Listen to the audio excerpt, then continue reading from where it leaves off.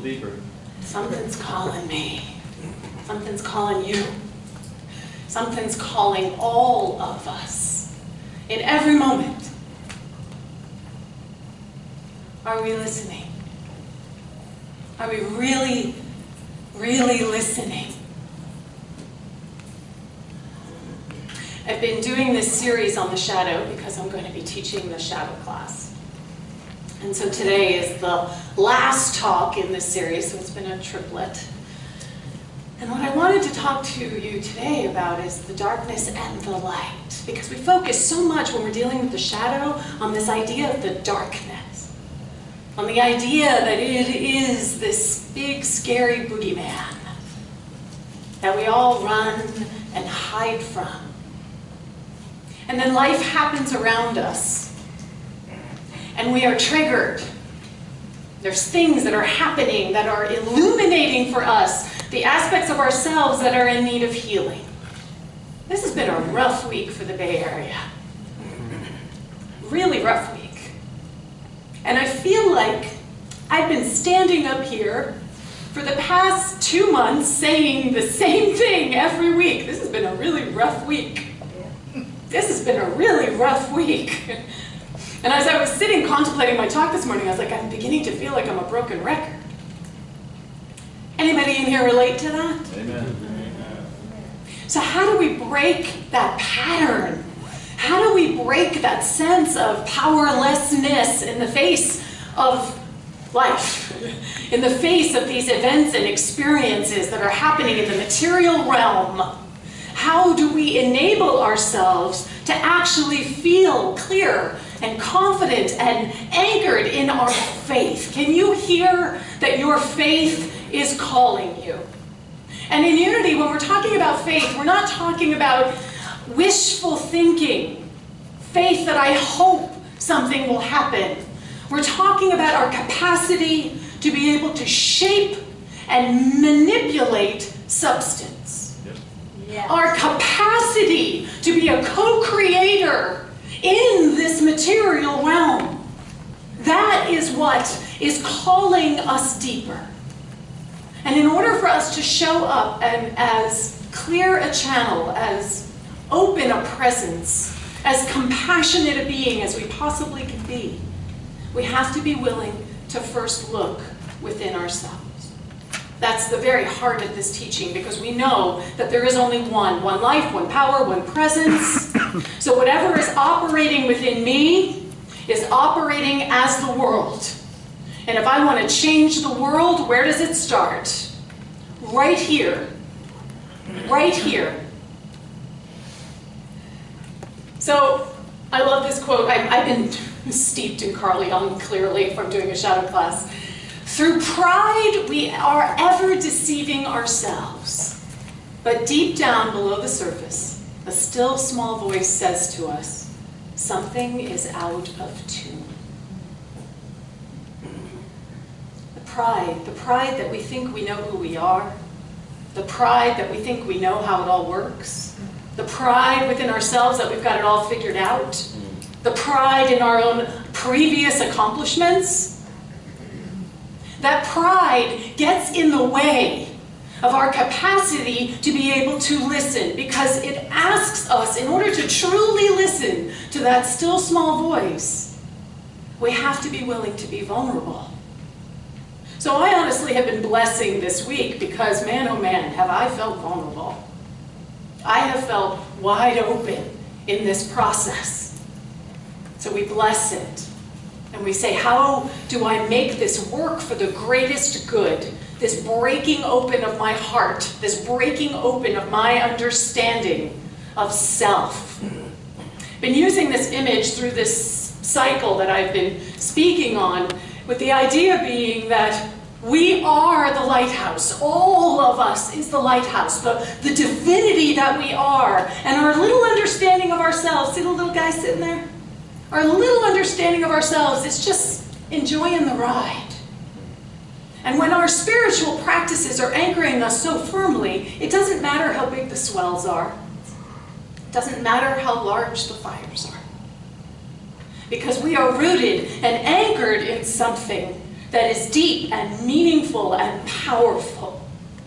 And it is our work to always be willing to examine the foundations of who we are, to see where the cracks are, to see where the things that we're not willing to look at are making our understanding of ourself unstable. So that when the swirls and the eddies of life come at us, we feel wobbly. But if we do the work, we can actually anchor ourselves very, very deeply in truth. Your vision will become clear only when you look into your heart. This work is not intellectual. This work is emotional, it's heart-based, it's body-based, it's memory-based, it is cellularly based. Who looks outside dreams. Who looks inside awakens. And we've been talking about this idea of the shadow, about how when we're looking outside of ourselves, we're actually living into an illusion. And we look outside of ourselves all the time because we're too intimidated and we're too terrified to actually look into the very heart of who we are. But it is only when we look inside that we can actually awaken. So I found this image, which I loved. Because this is what we do with ourselves. We sort of shape ourselves to project a certain understanding of who we think we are into the world. Look at me, I am this thing. Can you feel the truth of that? I am this, look at me. And it's beautiful and perfect. And the part that we're not really willing to do because we're just terrified is to actually look within. Because if we look within, what do we think we might find? Disparate little pieces of rusted metal. Something that does not feel as if it is the very truth of the identity that we have decided we want to present to the world. And so we protect ourselves. We protect ourselves always. Remember, I've said this before. The ego is only interested in maintaining the status quo. That's its job.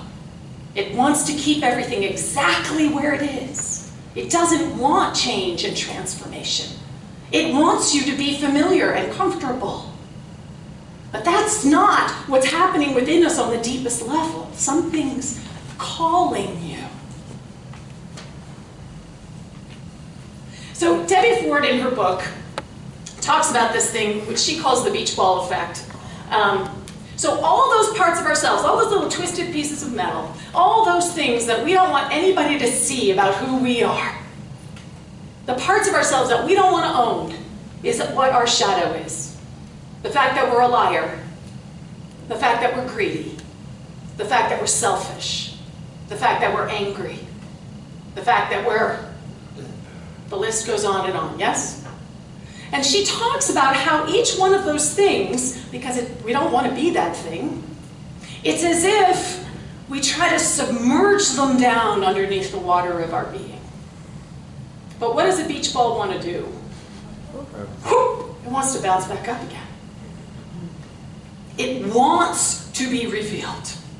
So the more beach balls we have, can you feel it already sitting in a pool, and you're trying to keep all the beach balls down, and you're trying to keep them really submerged, and you kind of got the perfect poise and the pose figured out, where all the beach balls will stay under the wire. Hi, look at me. You can't see any of my stuff. And all it takes is a little swell in the water, a little movement, a little something coming at you. And all of a sudden, whoop, there goes one, and there goes another, and there goes another, and all of a sudden you are in reactive mode, falling apart, feeling like you're in the midst of crisis. Can anyone relate to that feeling? And it cascades. It kind of just, because it's exhausting to try to keep all those aspects of ourselves hidden and beneath the surface. It's just exhausting. But we're so terrified that we're going to see something that we don't want to see. We're so terrified that it's going to be the monster and that everyone else is going to see the monster that we really are. So, because we're not looking inward, We put it out there into the world all around us. And that is really the only way we can see our shadow. Because it's tricky, it's sneaky. Like I said, our ego doesn't want to admit we have it. The shadow is the part of yourself you don't know you are. It's the part of yourself you don't even want to admit you are. So guess what? It's just living there sort of like in this blindered place within your being. So how do we see it? We see it through projection. We project out onto the world all the things that we don't want to be. All the things. So all the lying and the polarization and the frustration and the anger and all of that. We see it all around us because we're not willing to actually own it as our own. So a big piece of shadow work is what we call reclaiming our projections. Reclaiming those parts of ourselves that we've put out over there, and we actually bring them home and we say, I am that. I am a liar. I am a cheat. I am greedy. Because we contain multitudes, folks. There is nothing that you are not. We are the cosmos in its entirety. There is nothing out there that you are experiencing in the outside world that does not exist within you. And the only way to get those things to stop showing up all around you is for you to stop projecting them outside of you. Can you feel that? And that's the beauty of it. So all those people that annoy you, all those people that irritate you, you know who they are, right? There's that one person, like, oh, they don't even have to open their mouth, and you're like, has nothing to do with them. Really. It's your stuff. It's your stuff. And isn't that empowering? Because that means that you can actually shift something and transform it and have a completely different experience.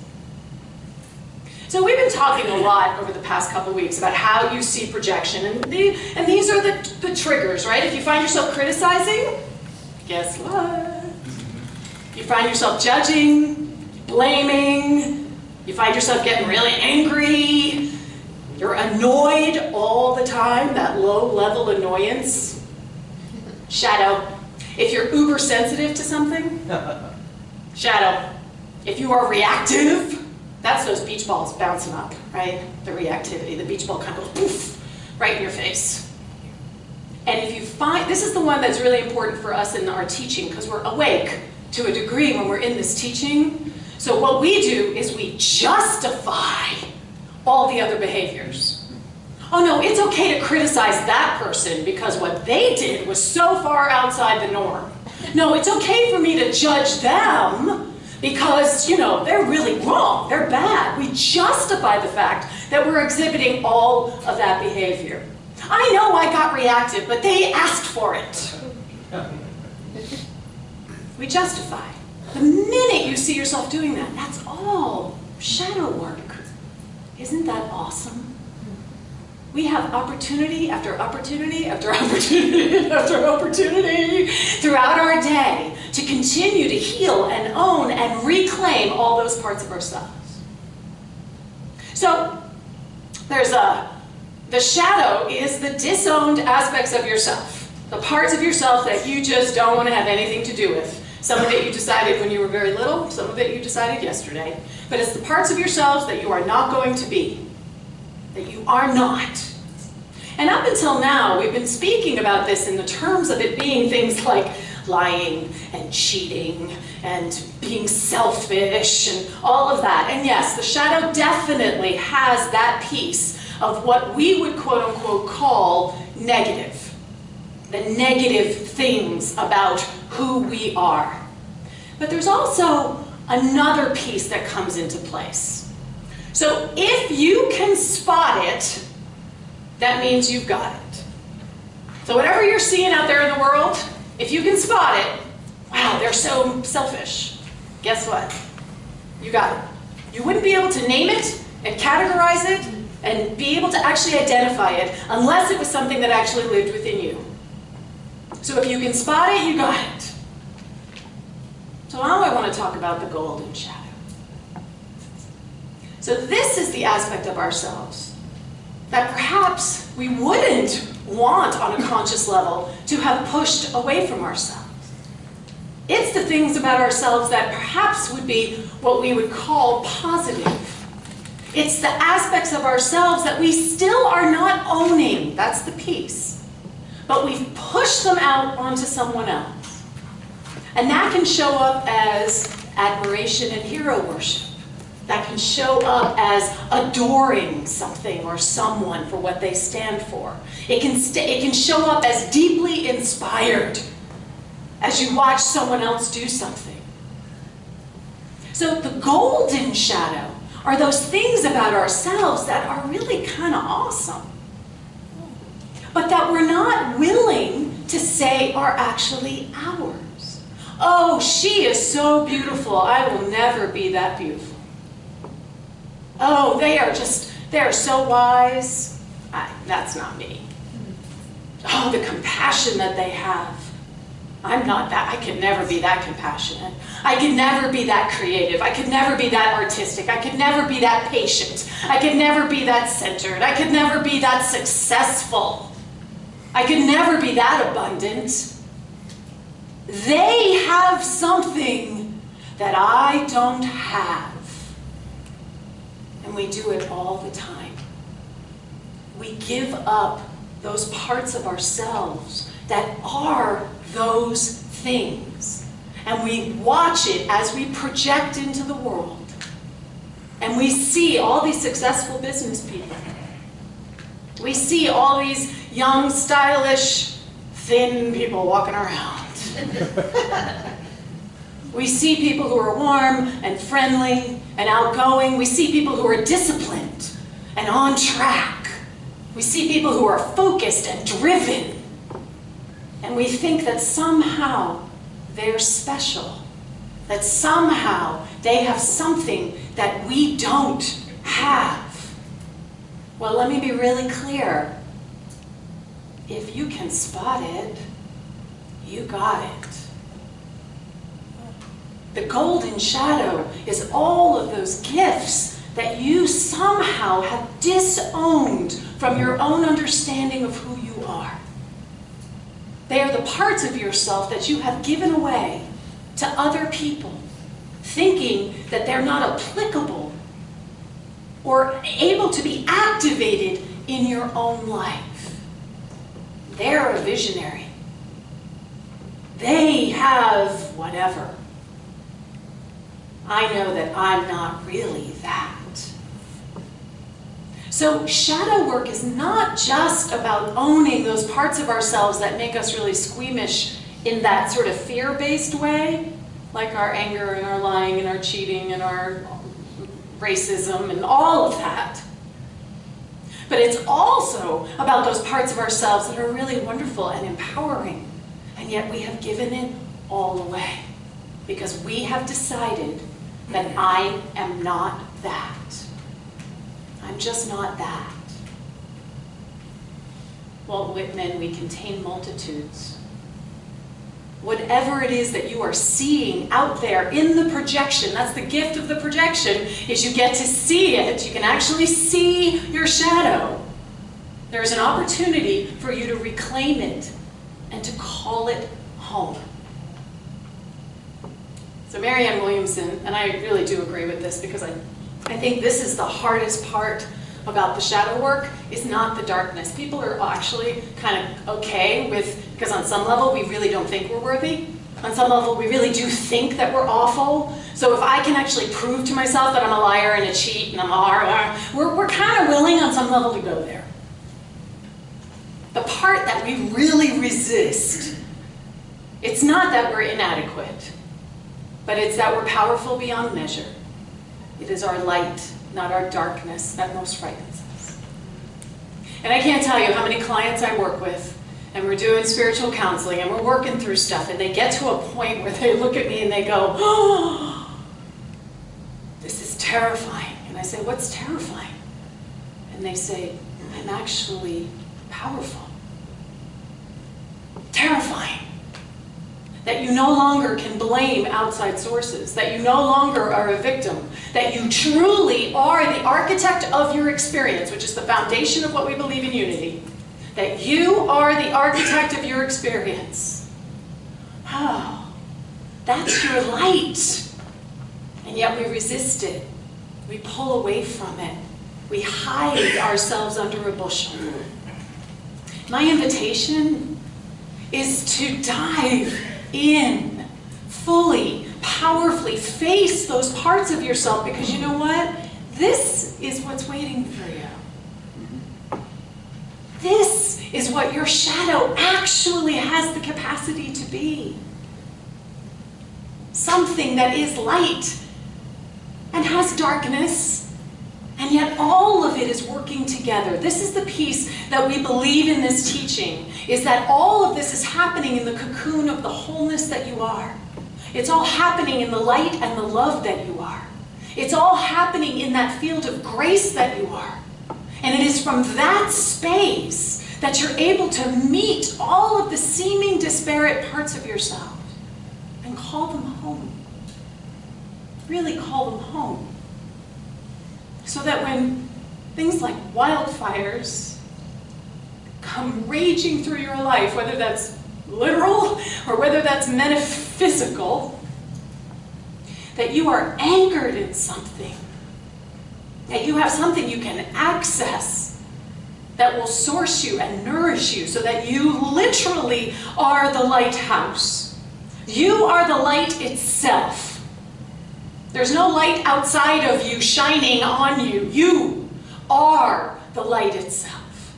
Are you willing to own it? Are you willing to embrace it? Are you willing to step straight through the heart of all that icky, twisted metal that you think is creating a perfect image of who you think you should be, and actually show up as your most authentic, radiant, light-filled self? The shadow is the block which separates us most effectively from the divine voice. It is the thing that stops us. It is the thing that prevents us from being able to hear, really hear, what is calling you. Because something is calling you. Because we are never done, folks. We are on this beautiful journey of expansion. We are living as the infinite expression of the divine. There is always more to reveal, never less. Are you engaging with that? Powerfully, authentically. Because that is how we change this world. That is how we make this a world that truly works for everyone. By being willing to do the work within us so that we are a place for every part of ourselves, the everyone that we are. If we can't welcome everyone into ourselves, how can we possibly welcome everyone into the material expression of the world? So I'm going to close with a Rumi poem, which is just perfect and beautiful, and it's called The Guest House. This being human is a guest house. Every morning a new arrival, a joy, a depression, a meanness. Some momentary awareness comes as an unexpected visitor. Welcome and entertain them all, even if they are a crowd of sorrows who violently sweep your house empty of its furniture. Still, treat each guest honorably. It may be clearing you out for some new delight. The dark thought, the shame, the malice, meet them at the door laughing and invite them in. Be grateful for whatever comes, because each has been sent as a guide from beyond. So let's take this into our time of meditation.